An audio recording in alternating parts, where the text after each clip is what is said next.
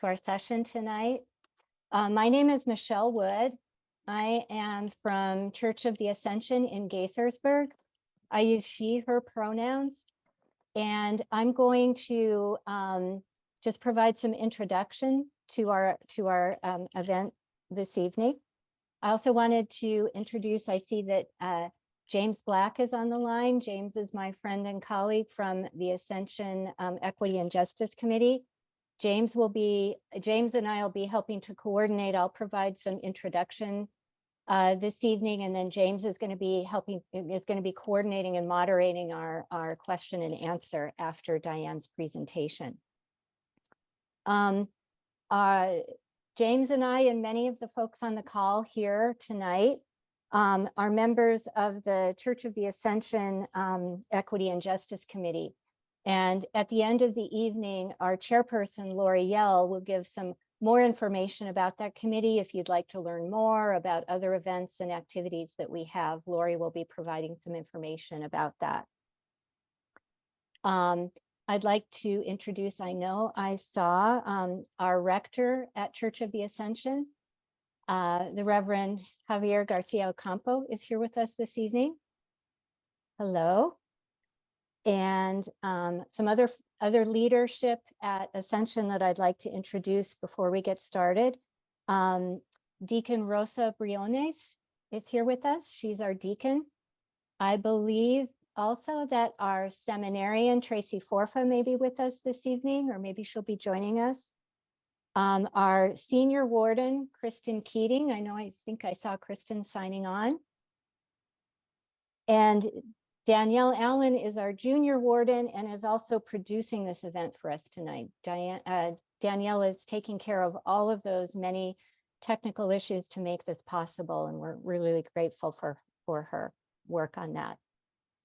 I think the Reverend Janice Hicks may be here with us this evening from St. Anne's, Damascus, possibly. Okay. As I noted, our meeting's being recorded. And what we would like to do, we're going to get started. Our speaker tonight is Diane Leach, and she's going to be giving us some really detailed history to kind of lay a foundation and help us improve our knowledge and understanding of experiences and sort of the foundations of Indigenous people in this particular area and the effects of colonization. But before we get started, I would like to ask if Deacon Rosa Briones could begin with a prayer to ground us in prayer this evening. Rosa, if you can unmute, that would be great. And you.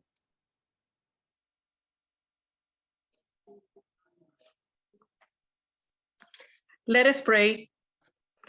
Almighty God, who created us in your own image, grant us grace fearlessly to contend against evil and to make no peace with oppression, and that we may reverently use our freedom. Help us to employ in it the maintenance of justice in our commitments and among the nations, to the glory of your holy name, through Jesus Christ our Lord, who lives and reigns with you and the Holy Spirit, one God, now and forever.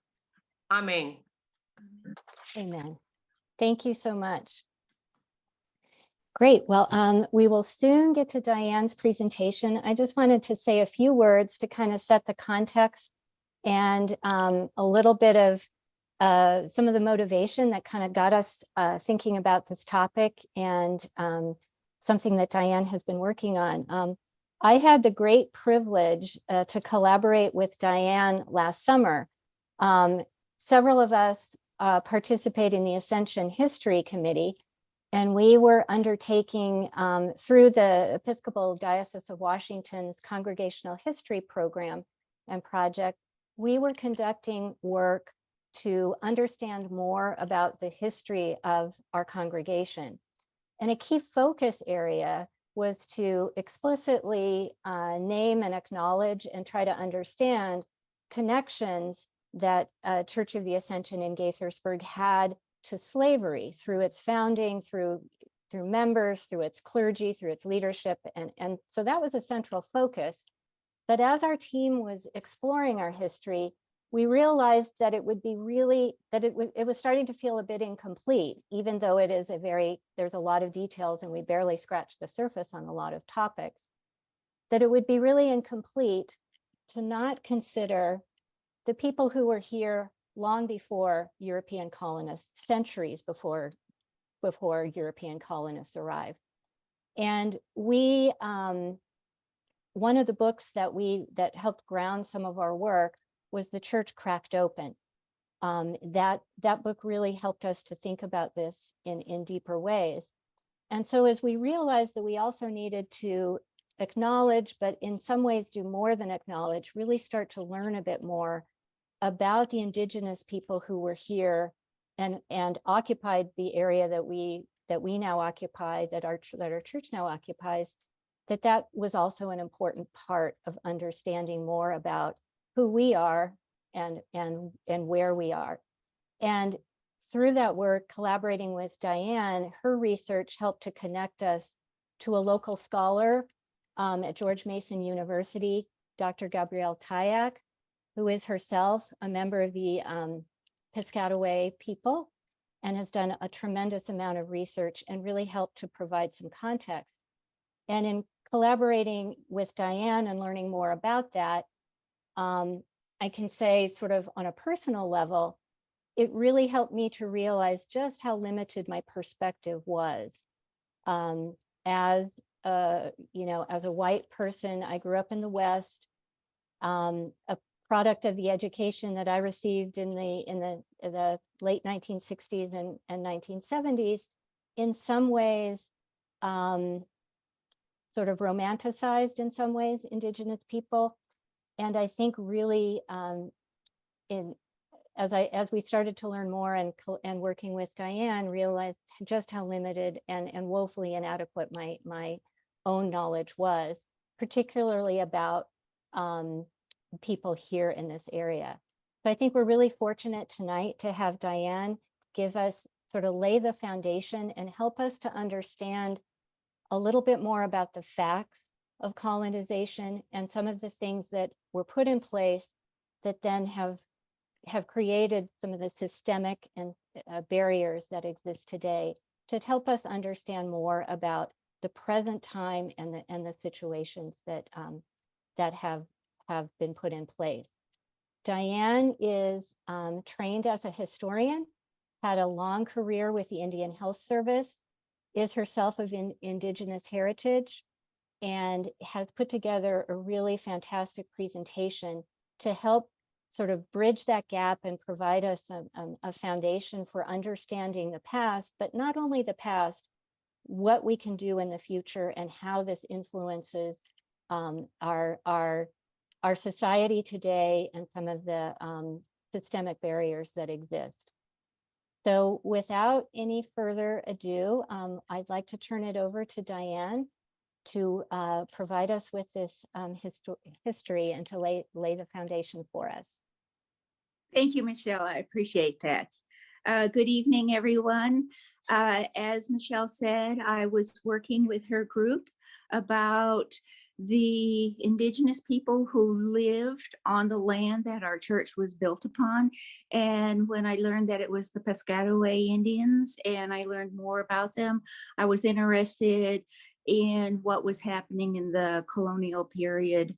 And so my talk is going to focus from the colonial period, and it will go through to removal. So it's about 300 years. So it's going to be a very high overview since we have so much to cover. And Danielle, can you load the PowerPoint for us? Thank you. So tonight we'll be looking at the European colonization's impact on American Indians along the mid-Atlantic seaboard. It's a story of population loss, cultural degradation, and forced removal. Next slide, please.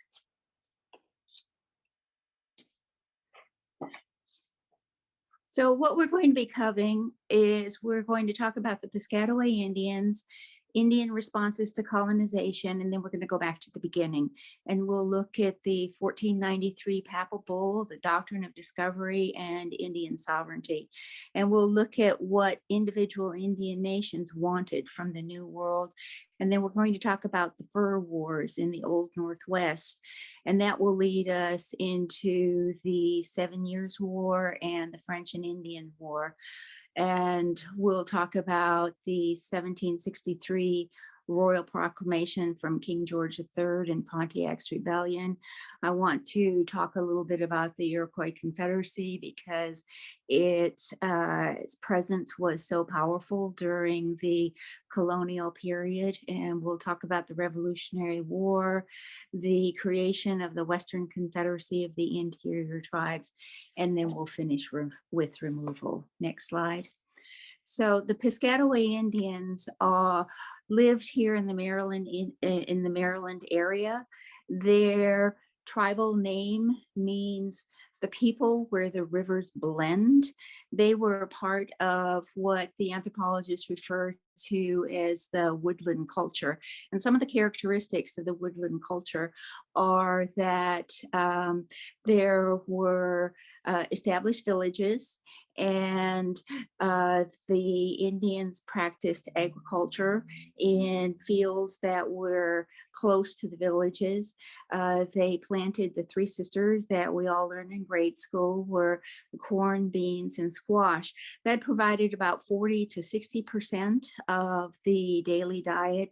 And then the rest of the diet was acquired through what anthropologists refer to as seasonal rounds, so that the men and the women went to the sources of those other foodstuffs at the time when those were available seasonally to gather plant life, to gather mussels in the water, to fish, and to hunt.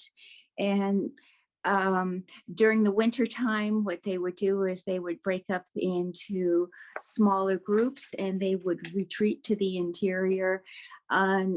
They would live on dried corn and the large mammals that they caught during the winter months, and then return to their village in the spring.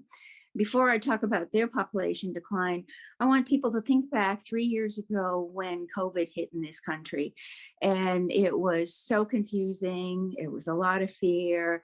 It was disruptive to society. People were wiping down their groceries. They were working from home. Our children were being educated by Zoom. There were supply chain shortages. People were dying alone in the hospital. So there was massive, massive disruptions to the economy and society. In our society, a little over 1 million people died. 1 million people out of our population of 330 million. So remember this as I talk about an even greater population loss among the American Indians, so you can kind of put it into perspective yourself. So with the population loss, tribes could lose 50% of their population. Some of the tribes were completely eradicated because the entire population died. So what Dr. Gabrielle Tyack talks about population loss is she said that there were 5 impacts. And this was pretty much common to all tribal groups. So there was famine, and there was famine because the food production was interrupted. People couldn't practice agriculture, they couldn't go hunting and gathering, and they couldn't even prepare the food. So there was famine and starvation, which led to even more disease. There was loss of hereditary leadership, which created political and social disruptions. there was knowledge loss in a society that was oral, and people learned through an oral teaching. And so when the teachers are gone, if those things that people learn with how to do the agriculture, the hunting, things with daily life, if that has not been taught, or those people have also died, then you have to sort of relearn that on your own. You also face the disruption to healing beliefs and practices, and the worldview is turned upside down for the Indians, because they are seeing the Europeans have these diseases, but they're not dying at the same rate that the Indians are. And so you're looking and you're, why are all of our people dying and they are not? So the whole worldview was turned upside down because of that. There was continued demand for the Indian supply of furs from the colonies, and we're going to get to that later. This was here in North America. As we know, in Central and South America, there were some very large Indian populations, large urban populations. And I wanted to mention the Aztec Indians in Mexico.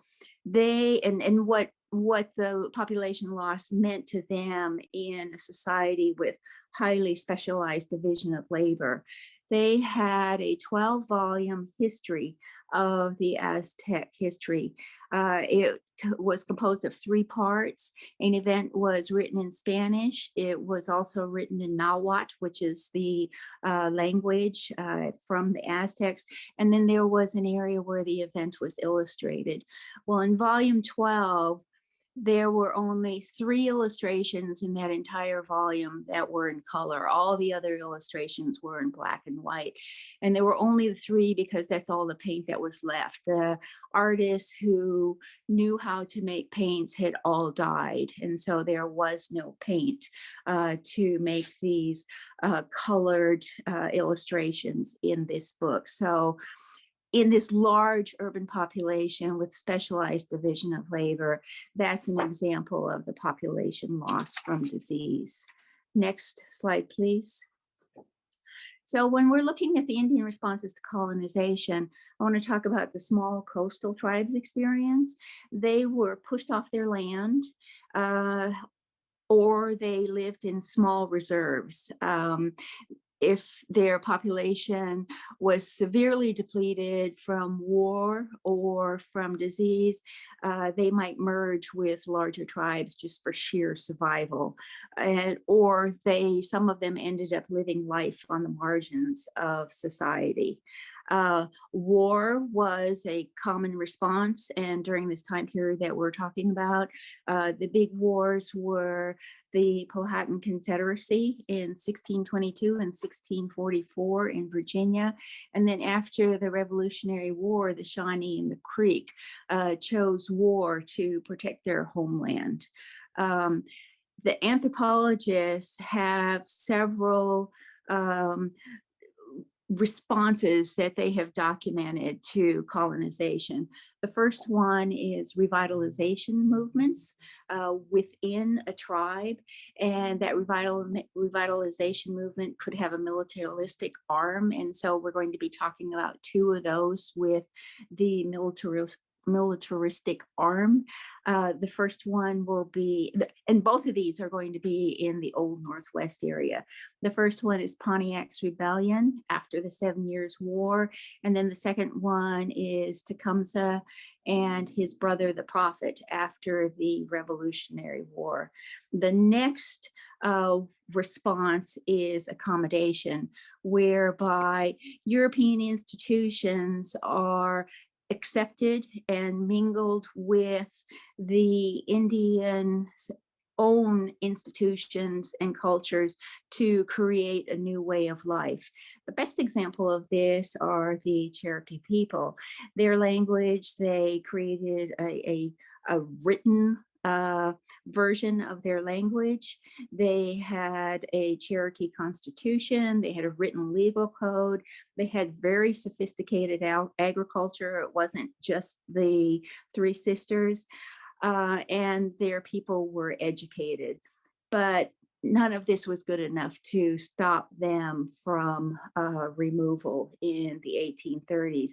And then the last response are resignation cults, where it is so dire that the status quo is being made more acceptable through new ideas or practices. And the most well-known is the ghost dance of the late 19th century Plains Indians. That was a religious response to the hopelessness of reservation life. Next slide, please. So now we're going to go back to the beginning. And in 1493, a papal bull divided the world between Spain and Portugal longitudinally. Later on, there was an adjustment made to this, and so that longitudinal line was moved further west, making Brazil available to the Portuguese. With the doctrine of discovery and acceptable international law, these were things that the Europeans did to legitimize their colonization, not just here in the Americas, but all over the world. And so what they did is, if they landed on vacant land where there was no one, they could immediately claim that for the sovereign. If they landed where there were people, then the individual European nation could decide how they were going to colonize those local people. But all of them, what they did is they attacked full tribal sovereignty, and they tried to limit it. And they did this by extending protection, or attempting to extend protection, to the Indian tribes as the first step towards making them subjects of the nation. Next slide, please. Oh, and then there continued to be attacks to sovereignty to limit it. And so in 1831, the Supreme Court Justice John Marshall, in the Cherokee Nation versus Georgia, redefined the concept of nations so that tribes were not foreign nations, but they were domestic dependent nations that had the status of a relationship between a ward and their guardian, and that now has become known as the trust responsibility of the government to American Indians. So what the European nations wanted from the New World: Spain controlled Central and South America, the American Southwest, and Florida on and off. They wanted the precious metals, and they were into big agricultural labor because they had to support those workers in the mine. And they were also very concerned about Catholic conversion of the Indians. So when Spain's Philip II died in 1598, the North America became essentially free-for-all for European nation states who wanted to duplicate the Spain's efforts of extraction and exploitation. So the first European nation to occupy the North America was the French, and they started in 1534 when Cartier came to the St. Lawrence River Valley, and they will proceed into the American interior in the 17th century. They started with fish, but they quickly realized that furs were a more valuable commodity. And to accomplish the fur trade, they needed to establish Indian trading alliances. The French were also interested in converting the Indians to Catholicism. Next slide. The Netherlands came in 1609 with Henry Hudson, and they furthered their holdings with the Dutch West Indies Company in 1621. They occupied parts of New York, New Jersey, Delaware, Connecticut, Pennsylvania, and Maryland. And since they were big traders, they were also interested in the fur. They needed to establish Indian trading alliances, and they did produce some small agricultural settlements. And then English began her colonization of North America in 1607 with Jamestown as a business venture. And so to repay the debts, the colonists engaged in trade of natural resources. And they also were interested in Indian alliances. Next slide. So the individual American colonies wanted land, and they were also interested in natural resources, trading with the Indians. They were interested in establishing alliances with Indian tribes against other Indian tribes for their own protection. Some of their colonial charters might include conversion language, but that was mere lip service until much later. And then collectively, the American colonies wanted more land, and their alliances were with Indian tribes were so that they had that support against other European nations in North America. Next slide.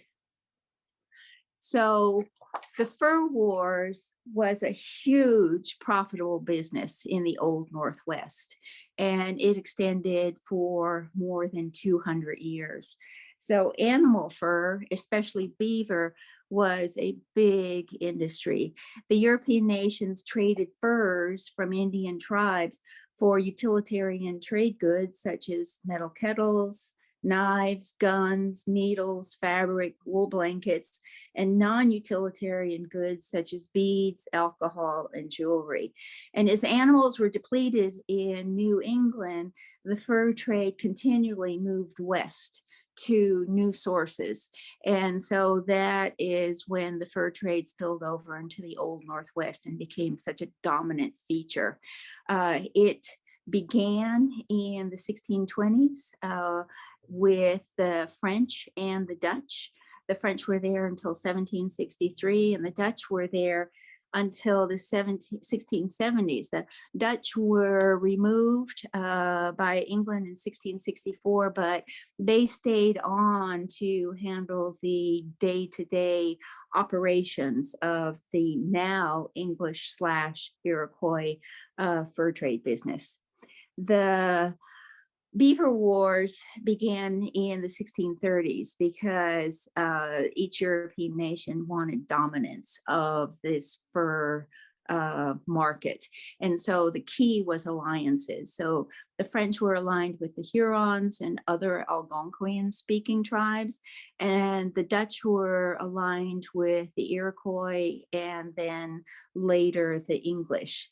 The Iroquois had client tribes in the Old Northwest, and that's who they initially were doing their fur trading with, but they wanted to become the dominant partner in the Old Northwest. And so they began a war of extermination against the Hurons in 1648. The Hurons had already lost half of their population from multiple diseases between 1634 and 1640.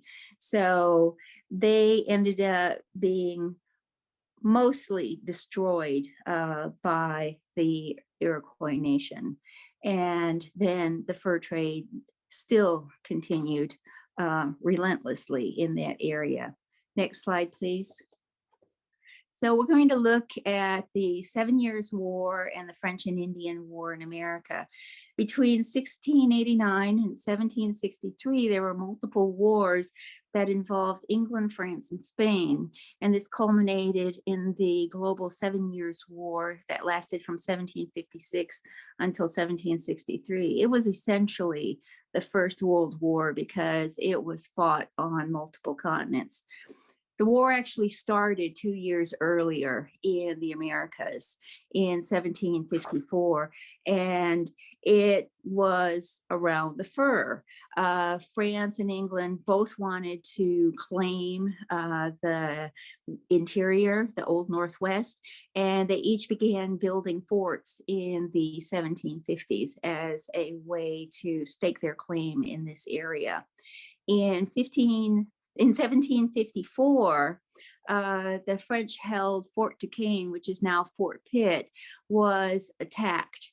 And that started the war here in the Americas. It was an especially vicious, brutal war in this Old Northwest area.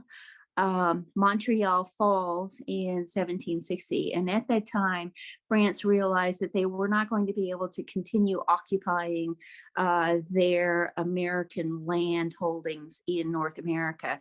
And so what they do is they ended up shifting their theater of operation. They withdraw from North America and they go to the Caribbean, where they continue fighting the 7 Years' War until the 7 Years' War ends in 1763 with the Treaty of Paris. With this treaty, France cedes their lands in North America to England. France ceded the lands, but her Indian allies do not concede the loss of their homeland. Next slide, please. So, the colonial population had been growing by leaps and bounds, putting great pressure to establish small farms. I've got a couple of points where to demonstrate the population growth. In 1680, there were 150,000 colonists in North America. 20 years later, there were another 100,000. So there were now 250,000 colonists. 50 years later, in 1750, there's a 5-fold increase in the colony population, and there are now 1.25 million colonists living in North America. And 10 years later, in 1760, there's 1.75 million. So you can see that with all of these people, there's going to be a demand for land. So you've got colonial squatters who begin moving into the Old Northwest area as early as the 1740s. You've got multiple land speculating companies that have been formed that want to sell small plots of land to the colonists who are moving and squatting. So there's all kinds of tension going on because these squatters are moving onto land that is owned by Indian tribes. And don't forget, Spain, or not Spain, but France left in 1760. So by 1763, with all of this turmoil, George III issues a royal proclamation, and he establishes a boundary line at the crest of the Appalachian Mountains. And that boundary line is to become a buffer zone to segregate tribes and protect them from settlers. And so while that was good in theory, with the demand for land, that is not going to happen. And another thing that this royal proclamation does, it sets up a perpetual tension between the central government and the local governments and the local populace. This happens with the Crown. It also happens in the United States. In the case of the Crown, George III took control of Indian affairs back to himself and to London, and he took that away from the colonial governors. So they were upset. The squatters were upset because they were supposed to be moving off the land. In the case of the Americas, you have the American government that is establishing Indian policy, and you have the local frontiersmen who are completely ignoring it. So once it gets down to the local level, they're not paying any attention to it, and they're doing what they see is in the best for them, which is to use the resources and land locally. So to aggravate this even more, both the British and the Americans never had a large enough army to protect the Indians from the settlers. So they weren't able to keep the settlers out. So with the American experience, you have one more item, and that's that the frontiersmen knew that the courts were sympathetic to them in civil actions regarding Indians or Indian tribes. And so pretty much anything went with the American frontiersmen. So with all of this going on, Pontiac in Ottawa has been listening to the Delaware prophet Neolin, his teachings about the evil influences of whites, and he's seeing all these people that are coming and taking lands of the Indians.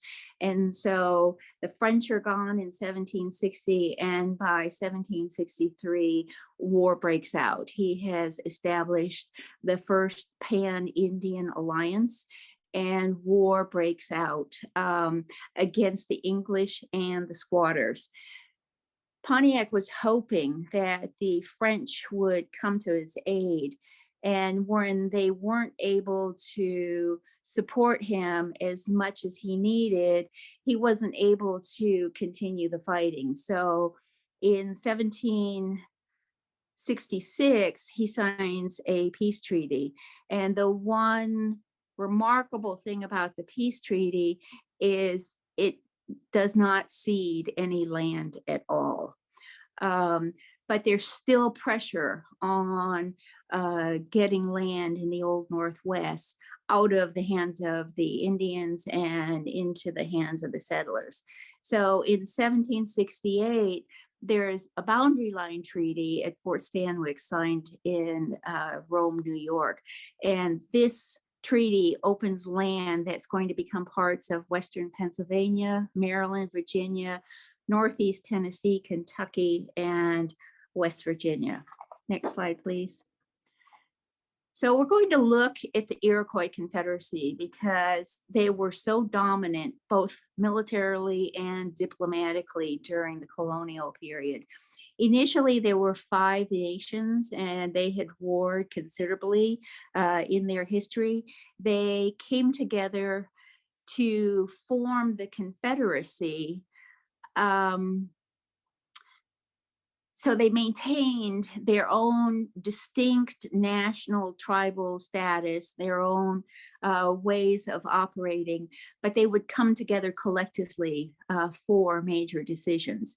The initial 5 were the Mohawk, the Oneida, the Onondaga, the Cayuga, and the Seneca. In 1722, they accepted the Tuscarora from the Carolinas. And so it has been called the 5 Nations, it has been called the 6 Nations, and it has been called the Iroquois Confederacy. They now call themselves the Haudenosaunee. They controlled several of the Western Interior tribes. As I said, that they use those tribes in their part of the fur trade. They were very skilled at playing the European nations off of one another to get the best trading advantages. And they expanded their own political power during the 17th century fur wars. They were highly skilled diplomats. And one example of this is in 1701, they signed individual treaties with France and England, and each of those treaties declared their neutrality. This was good news for the French because that meant the Iroquois wouldn't be attacking them. But as a concession to the English and to show the English that they were still the nation that they had a primary alliance with, they gave them land in the very far west of the Old Northwest, knowing that the English didn't have the manpower to develop it. But that gave the English an indication that even though they had signed this neutrality, they alliances were still with them. They maintained this neutrality for almost 50 years. In 1711, the governor of Quebec said that the Iroquois were more to be feared than the English colonists. And the English colonists believed that whichever nation, England or France, had the support of the Iroquois, held the balance of power in North America. That's a lot of power. Because they were so powerful, they were sometimes brought in as a mediator for the smaller coastal tribes. And sometimes those decisions went against the tribe. So, for example, in 1737, there was a dispute called the Walking Purchase Treaty between the Lenape and the Pennsylvania colony. And the Iroquois Confederacy was brought in to mediate. They agreed that the terms of the treaty were good, and the Lenape ended up having to remove. The Iroquois signed the 1768 boundary line treaty that we talked about in the last slide. What they did is they signed for the interior tribes. And so they ceded land in the interior that belonged to their tributary tribes. The interior tribes denied the right of the Iroquois to sell their lands. They claimed that their dependency was based on a compact and that they had not surrendered their rights to the Iroquois. And this led directly to the growth of the Western Confederacy of the interior tribes. Next slide, please. So during the Revolutionary War, both England and the colonies were the Old Northwest. That is west of the Appalachian Mountains to the Mississippi River, and it's down around Ohio and up around the Great Lakes. But during the Revolutionary War, both the colonies and the English sought alliances with tribes. The Iroquois got together, and what they required was unanimous consensus among the nations for major decisions. And they could not come to a unanimous consensus to maintain neutrality. Some of them wanted to stay out of this family fight between the English and the colonists. Neutrality was broken in July of 1777 when the Seneca ended up allying with the British. And a couple of months later, the Oneidas and the Tuscaroras will ally with the Americans, but they also declare war on their brothers. So during the Revolutionary War, it was also a civil war among the Six Nations, pitting tribe against tribe and attacking each other's villages and land. The war ended in 1783 with the Treaty of Paris. There were no tribes there. There was no mention of tribes. And a sticking point for the Indian tribes were that the English were going to remain in those interior forts until the debts were repaid by the US. The United States, the new United States, forced individual tribes to sign treaties based on the conquest theory. So in 1784, another treaty at Fort Stanwix, the treaty is signed with the Iroquois Nation. And all Iroquois tribes lost land, including the Oneida and the Tuscarora, who sided with the Americans. And then the tribes of the Western Confederacy were forced to sign individual treaties with the new country. They ceded land in the Ohio country, claimed by the Americans as spoils of war from their conquest over the Confederacy. This included parts of West Virginia, Northeast Tennessee, and Kentucky. Within a decade, the American government is going to change their policy on land acquisition from Indian tribes. That policy will change from conquest to purchase because the Americans have found out that it's too expensive to wage war against the Indians for land. Next slide. The Western Confederacy of the Interior Tribes. These were powerful tribes that formed their own Western Confederacy that is referred to today as the Northwestern Confederacy after they disputed the Iroquois signature on the 1768 boundary line treaty at Fort Stanwix. From the 1780s on, the Confederacy attacks English-held forts and settlers who were pouring into Indiana, Ohio, and Western Pennsylvania.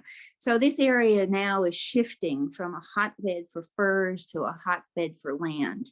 The Congress adds money to build up the standing army even more, and President Washington will send in the standing army and state militias to fight the Western Confederacy. And the Western Confederacy ends up being defeated in 1794 at the Battle of Fallen Timbers near today's Toledo, Ohio. In 1795, the Treaty of Greenville, 2/3 of Ohio is ceded.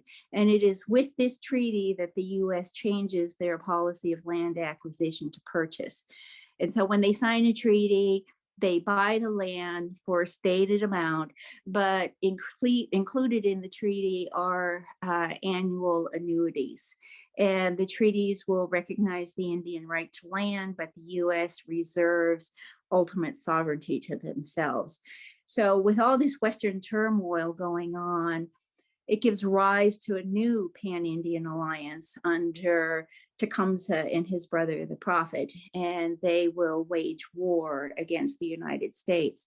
So Tecumseh and his brother pursue a return to the Indian way of life before the Europeans arrived, and they emphasize no sales of land to whites. And the next year, in 1809, Tecumseh has established his headquarters at Tippecanoe in northern Indiana, and he travels throughout the area building alliances. And by 1810, he has 1,000 warriors. And he meets with Territorial Governor William Henry Harrison in August of 1810.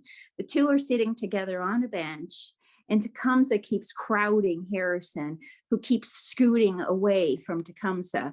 And at the edge of the bench, Harrison finally protests to Tecumseh.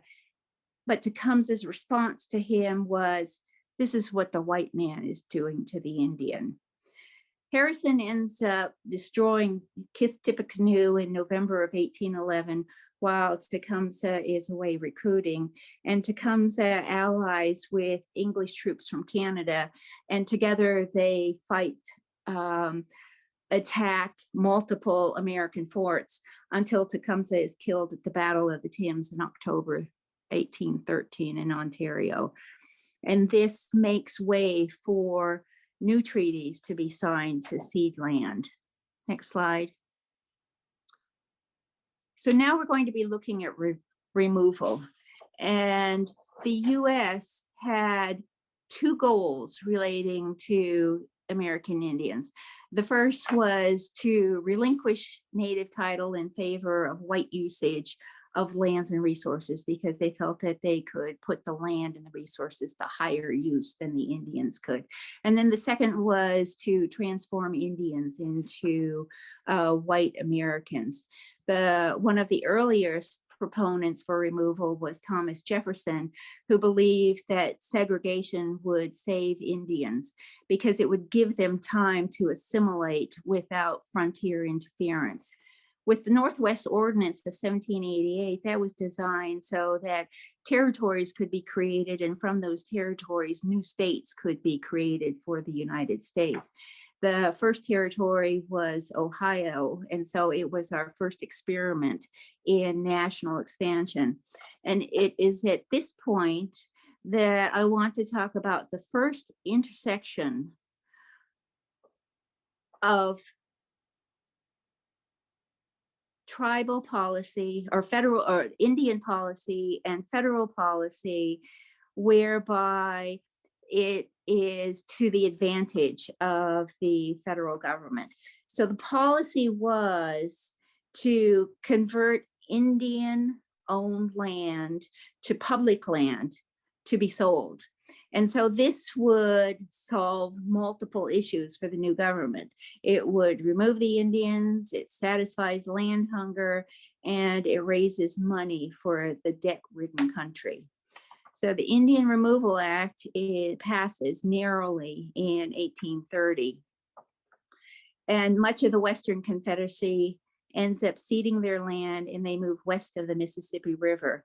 But they're forced to continually relocate multiple times. Sometimes they end up in Kansas territory or Nebraska territory, and then they're forced out of those territories and finally end up in Indian territory.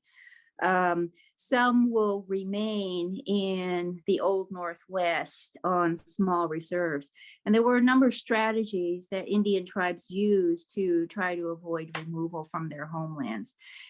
Some, when they looked at all of the bad choices, the least bad choice for them was voluntary removal. So from 1815 to 1825, before the passage of the Removal Act, the Kickapoo, the Delaware, the Ottawa, and the Shawnee sell their land, and they move from the Old Northwest to Indian territory.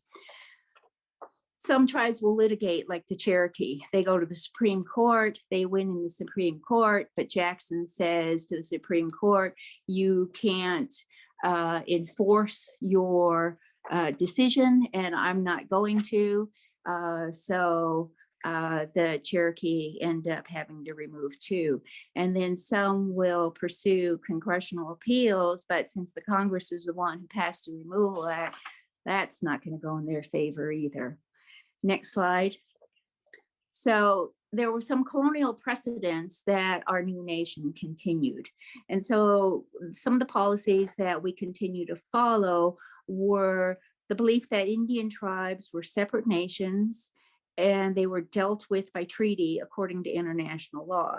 And as separate nations, the internal affairs of an Indian tribe are the responsibility of tribal authority and not to be tampered with by the US. And I have this bolded because we're going to talk about it in the next slide.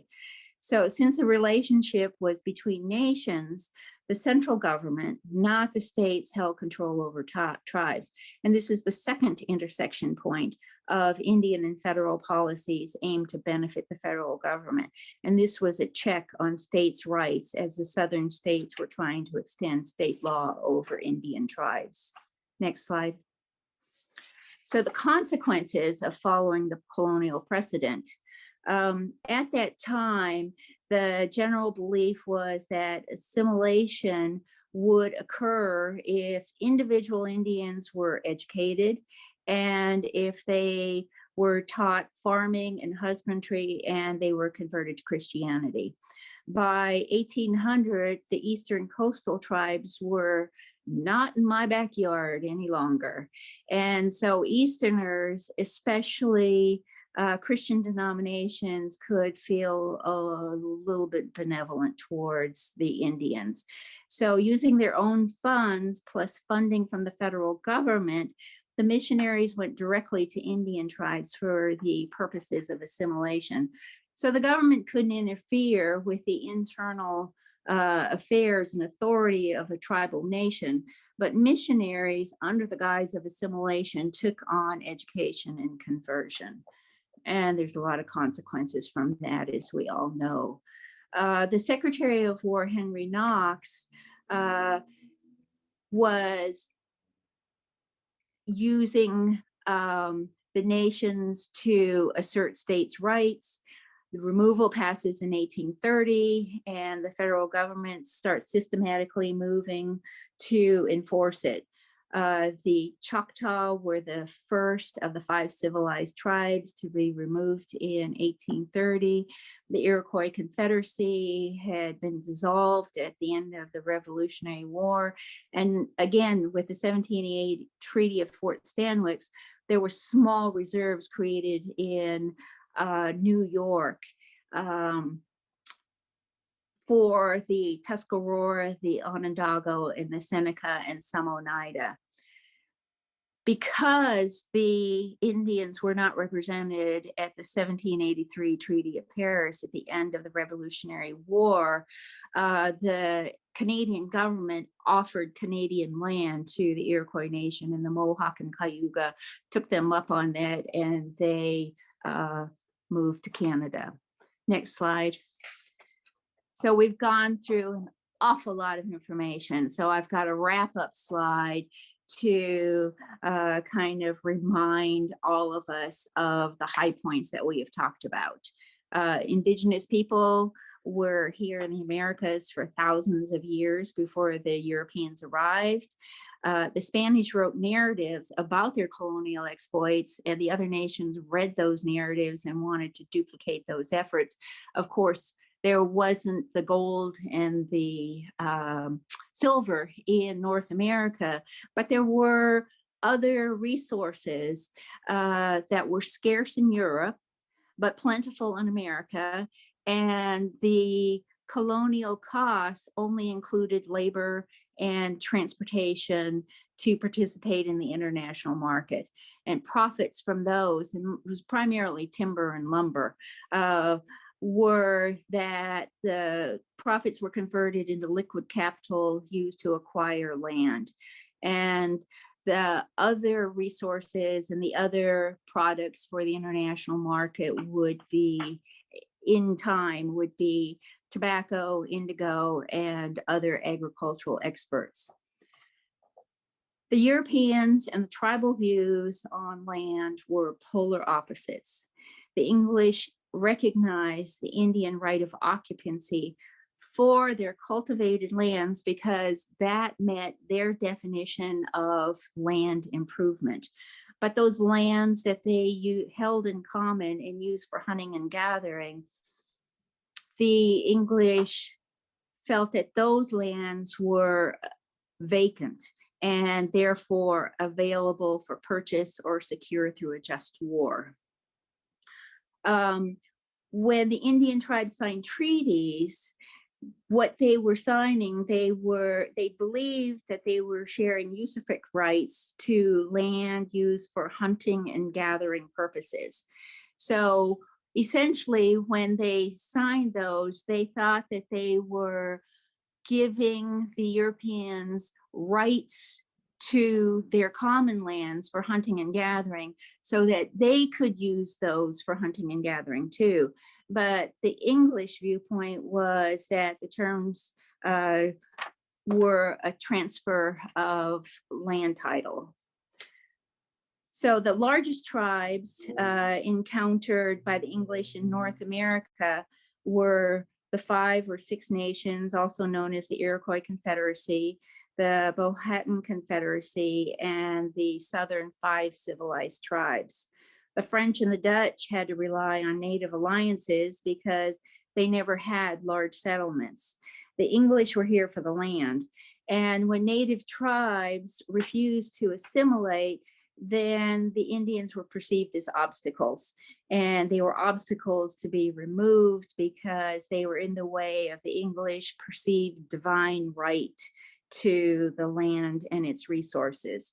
So to appropriate Indian land, the English crown, the English colonists, and the United States all attempt assimilation, creation of manors, reserves, reservations, whatever you want to call them, and removal. These policies have always created tension between the central authority and the colonial governors or the local populace. Population loss from diseases and war contributed to European success. However, Indian tribes strategically decided the most advantageous choices for themselves to follow.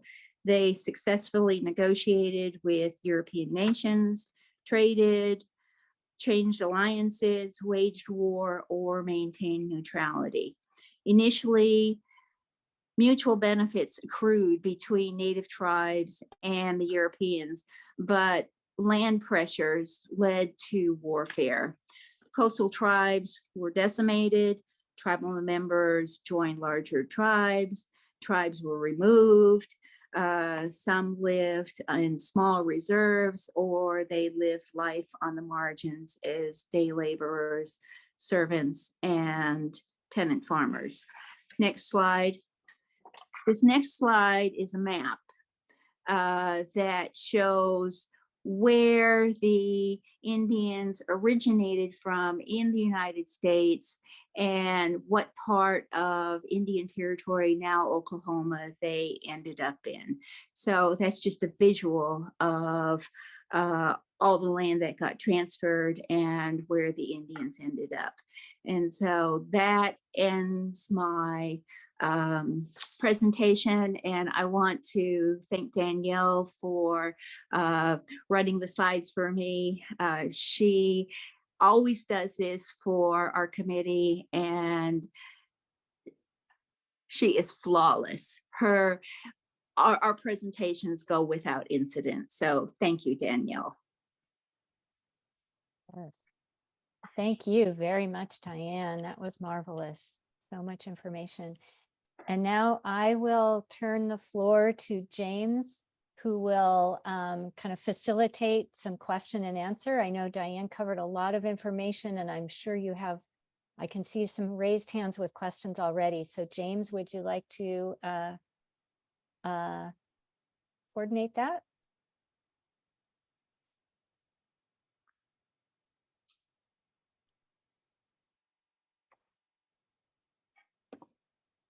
Okay. James is unmuting, I think. Thank you all. Thank you. Outstanding presentation. I'd like to take your course and get your reading list for sure. The first question comes from Smiley. That will be followed up by Betsy. Go ahead, Smiley. Thanks. Could you speak a little bit about the Piscataway tribe in particular? I'm curious about that as I give tours in DC, and I always like, so often people start the history of DC in 1791, and I like to talk a little about the Piscataway. Just really briefly, sort of the timeline after colonization occurred and what happened there. Well, they were signing treaties in the 1660s that placed them on, here in Maryland, they were called manors, but technically they were reservations. And so as early as the 1660s, they were being pushed out of their land and onto these manors. And they did suffer population loss. And they ended up, their tribe ended up being sort of divided. So some of their tribe went south to Virginia, and some went and joined with the Iroquois Confederacy. Some went to Pennsylvania. That group is referred to as the Conoy. And so their tribe still exists, but it has different component parts. And so they ended up suffering the same as all of the other coastal tribes. And if you are interested, Dr. Gabriel Tyak did her PhD dissertation on the Piscataways. And so it is through the Smithsonian that you can pick it up publicly, and it has all the information from prehistory to now. Yeah, and we actually gathered some of that information and we have it available. So if you wanted to give us your information, we'd be happy to email you some of those documents. Absolutely. Thank you. Appreciate your question. Let's move on to Betsy. Hi, thank you so much. This is really interesting to me. And I was curious about how the different tribes and the colonists communicated with each other. Did they have interpreters? What languages did they speak?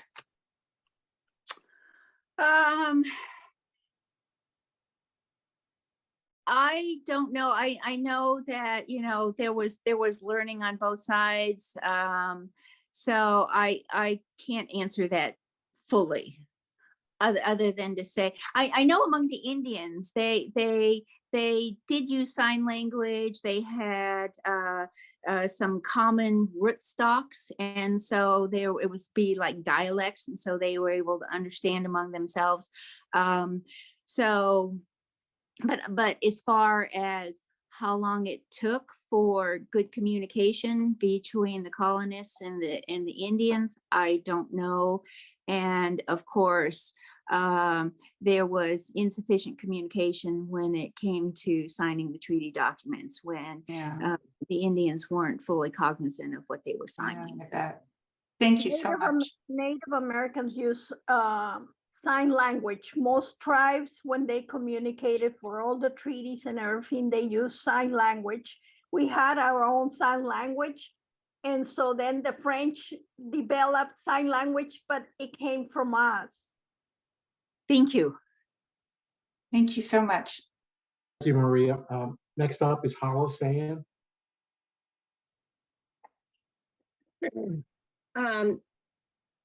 I have two, but if nobody, I'm only going to ask one unless nobody else has another question right away.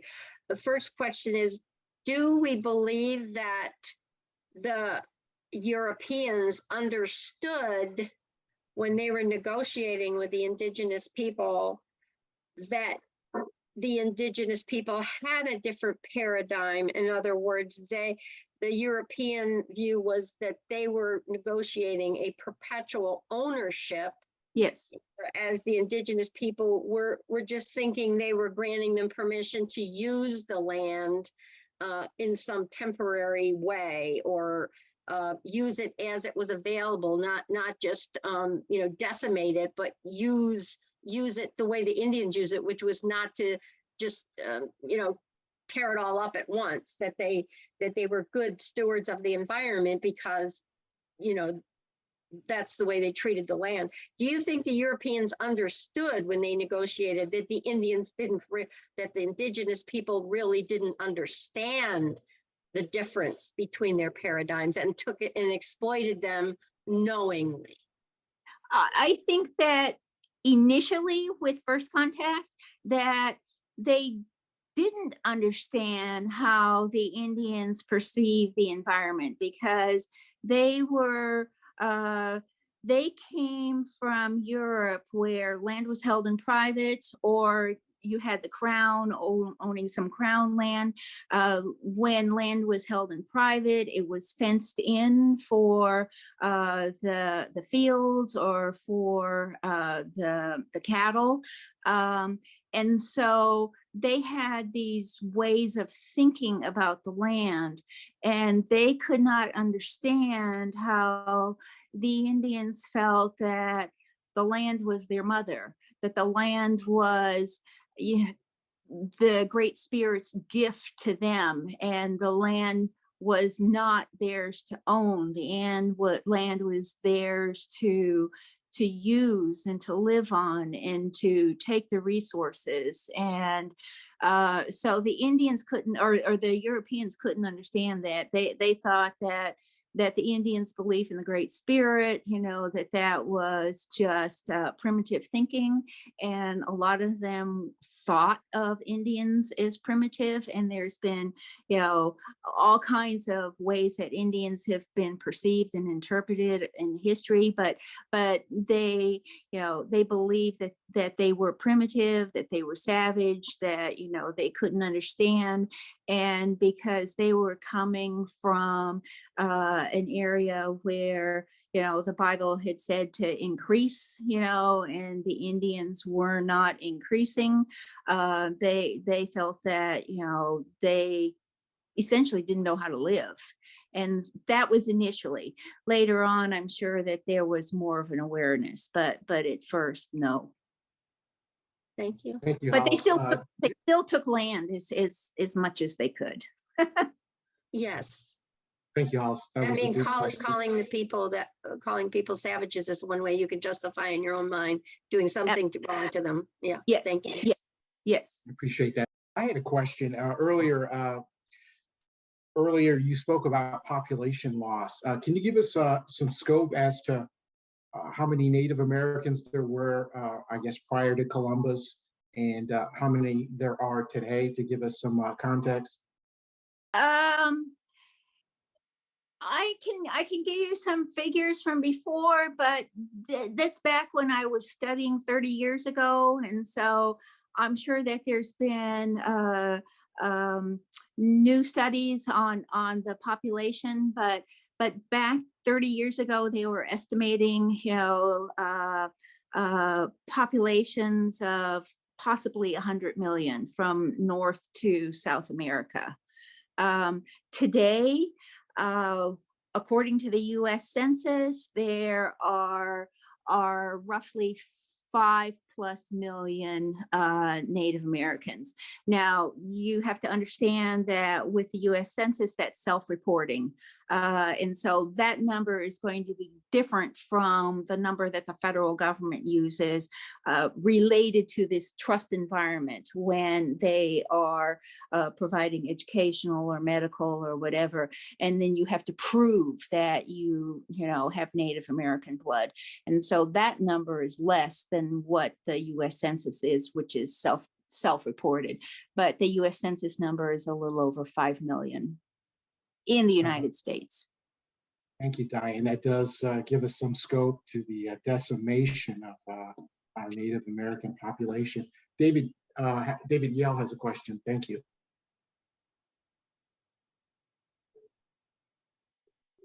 David, if you'd unmute.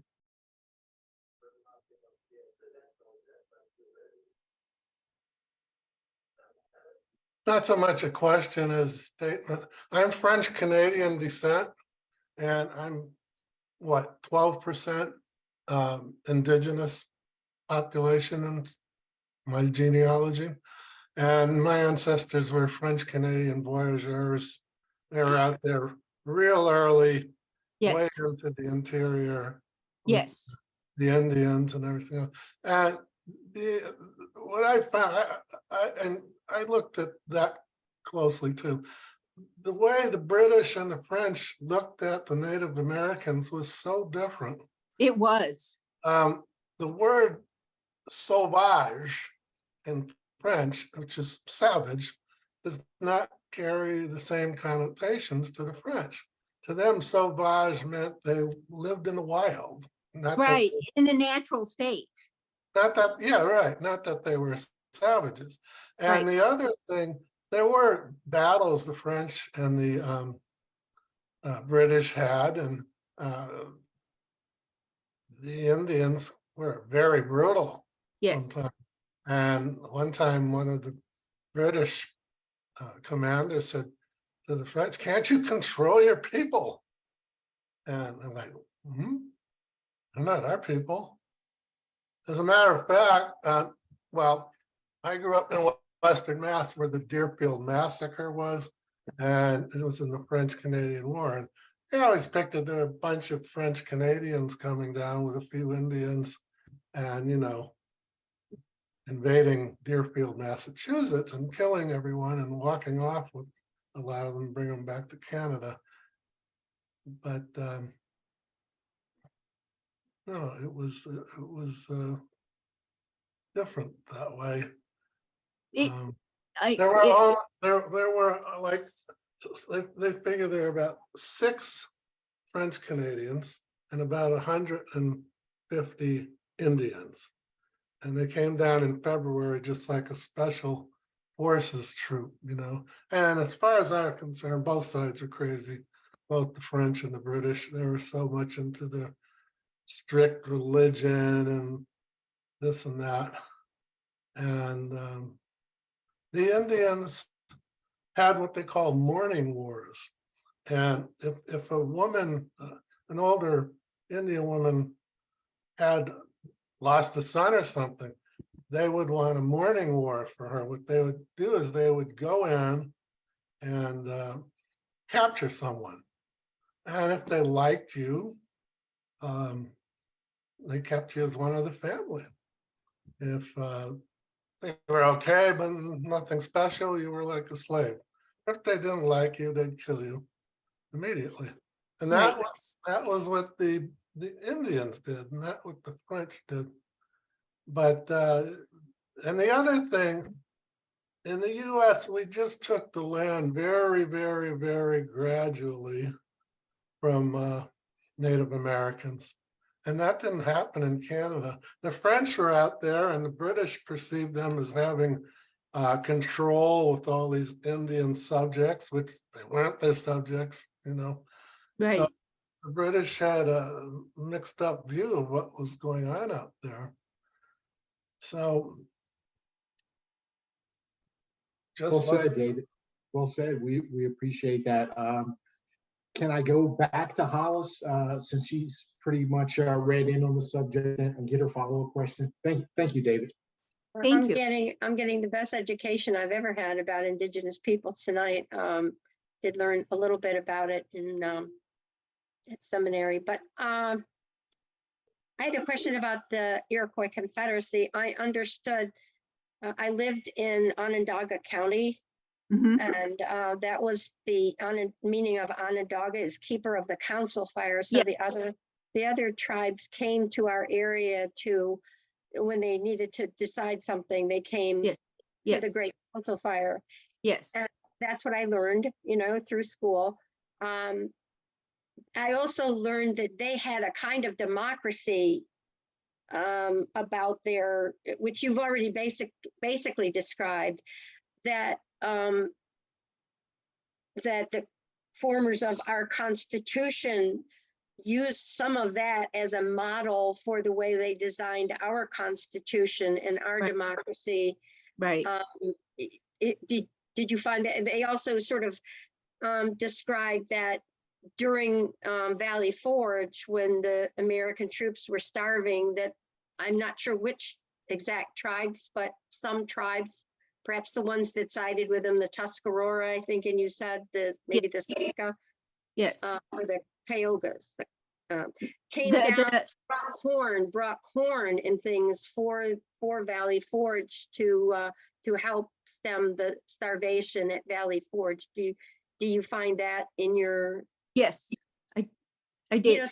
You know, and there's a really strong background with the political structure among the Iroquois Confederacy, and that was used by Benjamin Franklin at the Continental Congress, and it was used as a way to sort of make decisions, because just as it is now, you know, the small colonists, you know, they didn't want representation by population because then they're going to get shorted. And so the compromises that were made with Continental Congress, and then they were carried, some of those were carried over into the country. Some of those political operations came from the Iroquois Confederacy, and Franklin had observed those, and he brought those, you know, to the Continental Congress and introduced those. So part of our structure of democracy actually came from the Iroquois Confederacy. Thank you. Great question. Next up is L'Oreal. Diane, can you bring us up to date to the present in general, connecting these events that happened 100, 200 years ago with the situation today and what that has meant for life for American Indians in this country?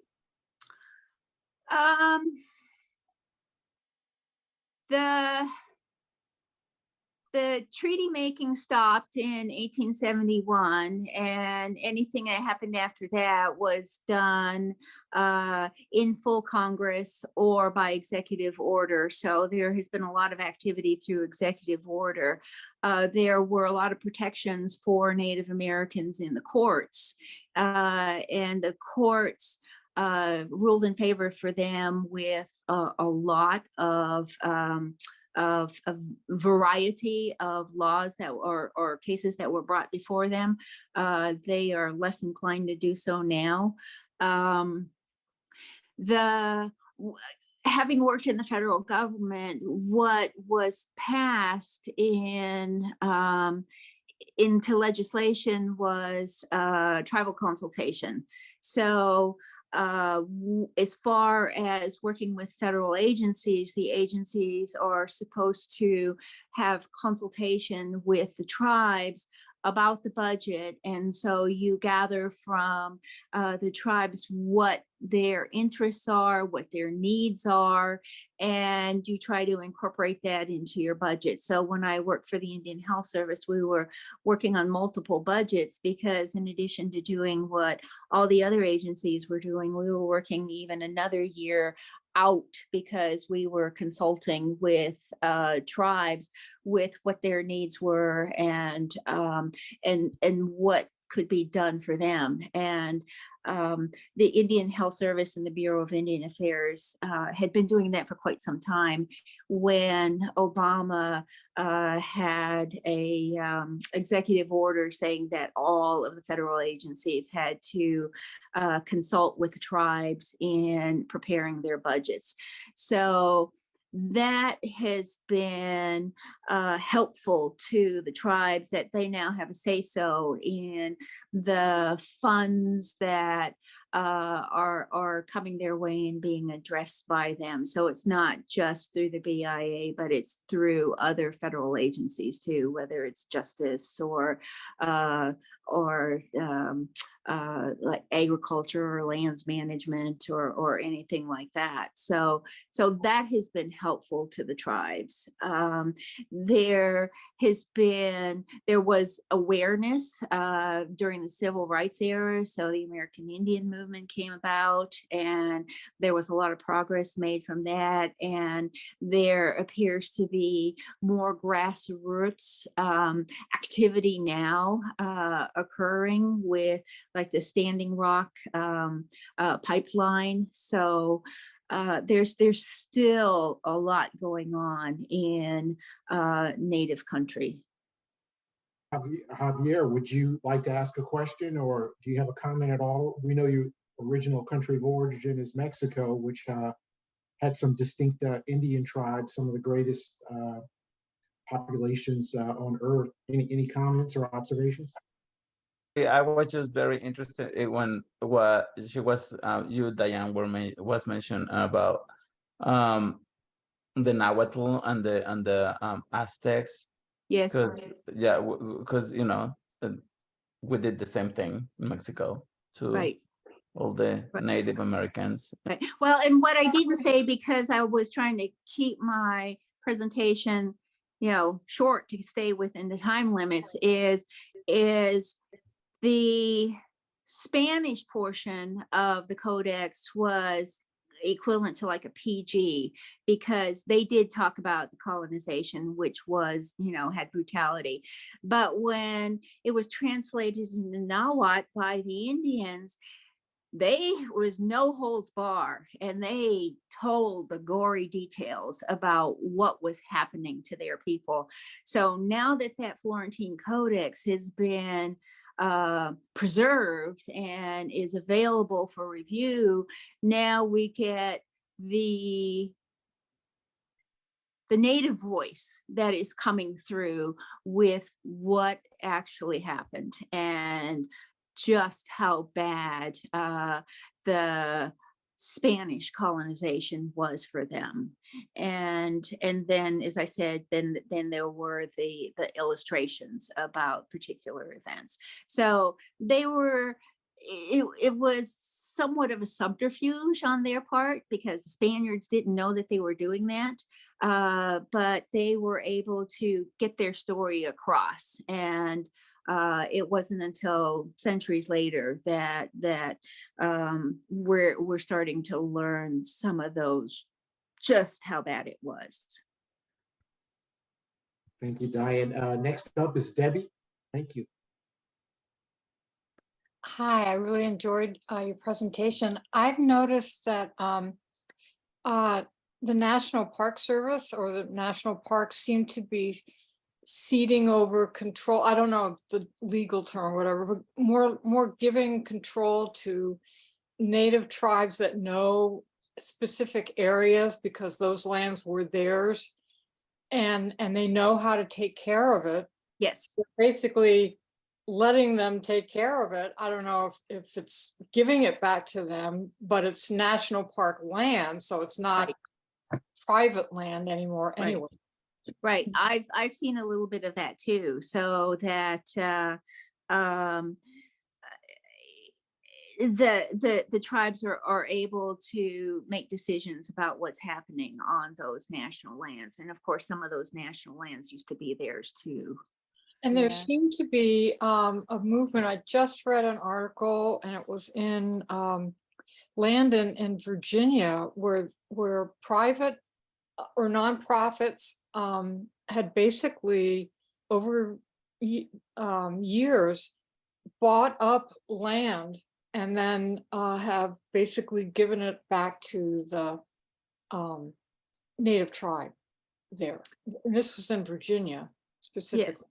Yes, that is a movement towards land acknowledgement, and that is something where you may go to events or you may hear, I mean, for instance, we did the research to find out who owned the land that Ascension was built upon, but you'll have like public institutions who will acknowledge what tribes, were living on the land that they, are now residing on.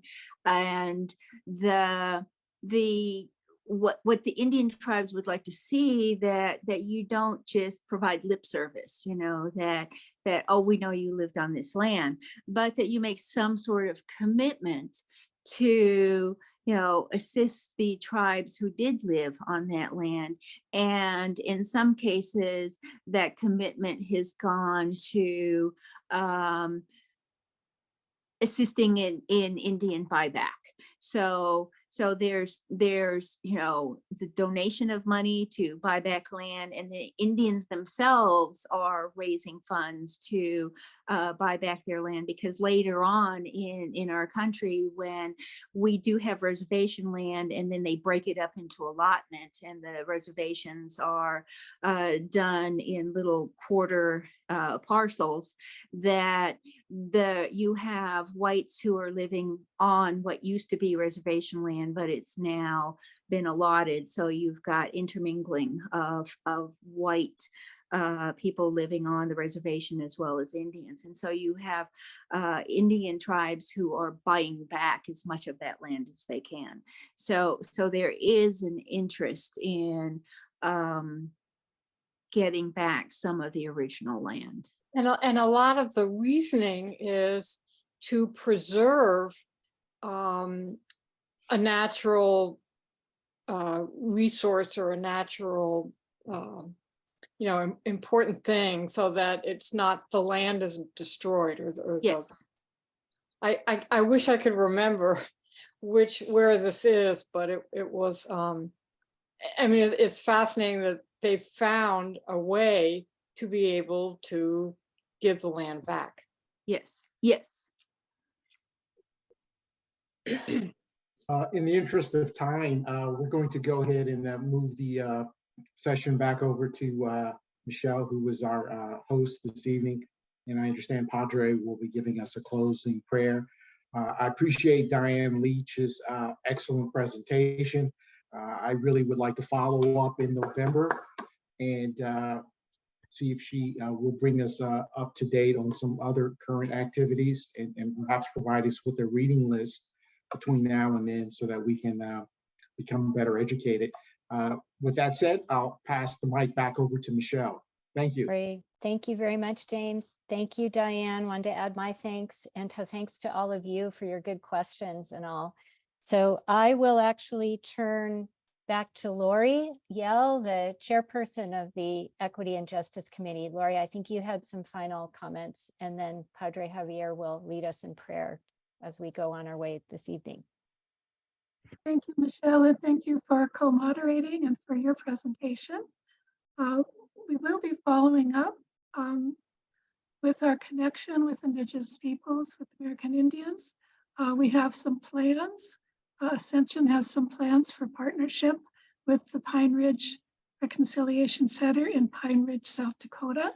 And also we have some plans on how to honor the Piscataway people at our church, and you'll be hearing about those in the future. I just want to say a few words about the Ascension Equity and Justice Committee. We started our work 2.5 years ago in response to the social unrest and the ongoing systemic inequities in our country. And our committee is dedicated to promoting justice and dismantling inequity and injustice wherever they're found, in our church, in our community, and in our nation. Our work falls into 3 categories: spiritual growth, education, and advocacy. And our committee is open to anyone feeling a call to action around issues of equity and justice. You're all cordially invited to join the committee. Actually, many of you here are on the committee, or to just join our mailing list if you'd like. And you don't need to attend Ascension or any church to be a member. Just email us at ascensionaejc@gmail.com, which I've put in the chat, and it's also the address that was used to send you the Zoom link. Our committee meets by Zoom, and some of our members belong to other churches that are at a distance from ours. And one of our most active members, Hollis, even lives in Pennsylvania. Now, nearly all of our committee members are here tonight. And so could you please raise your hands, and not the yellow thing, just raise your hand like this. Yeah, thank you so much for coming. And then we have many people from Ascension here, and from both our congregations, our Spanish-speaking congregation and our English-speaking congregation. And we're so glad that you came. And we're also pleased to have guests from other parishes here tonight, from St. Thomas, Shippensburg, Pennsylvania, St. John's Norwood Parish, Bethesda, St. Luke's, Bethesda, Good Shepherd, Silver Spring, Grace Church, Silver Spring, and St. Anne's in Damascus. And you'll be receiving a recording of this event in about a week, and you'll receive notices of our future events. We have 2 excursions coming up. One is hosted by the Ascension's Green Team. Kay Cole is here. She's the chairman of that team. And the excursion is to the Hosea Henson Museum and Park in North Bethesda on Saturday, February 25th.